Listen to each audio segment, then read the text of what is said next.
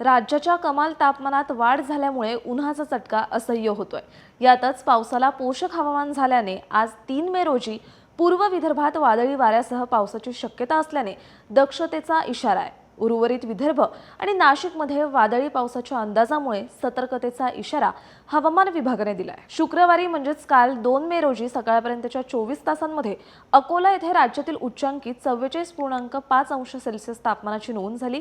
उन्हाचा चटका वाढल्याने जळगाव आणि सोलापूर येथे 44 अंशापेक्षा अधिक, धुळे येथे 43 अंशापेक्षा अधिक, तसेच जेऊर, मालेगाव, छत्रपती संभाजीनगर, धाराशिव, अमरावती, ब्रह्मपुरी, वर्धा आणि वाशिम येथे 42 अंशापेक्षा अधिक, तर पुणे, सांगली, सातारा, परभणी, चंद्रपूर, नागपूर व यवतमाळ येथे 41 अंशापेक्षा अधिक तापमान नोंदवले गेले। यातच पावसाला पोषक हवामान झाल्याने यवतमाळ, वर्धा, भंडारा, चंद्रपूर जिल्ह्यात वादळी वाऱ्यासह पावसाचा अंदाज असल्याने दक्षतेचा इशारा आहे। तर उर्वरित विदर्भासह नाशिकमध्ये तुरळक ठिकाणी वादळी पावसाची शक्यता असल्याने सतर्कतेचा इशारा हवामान विभागाने दिलाय।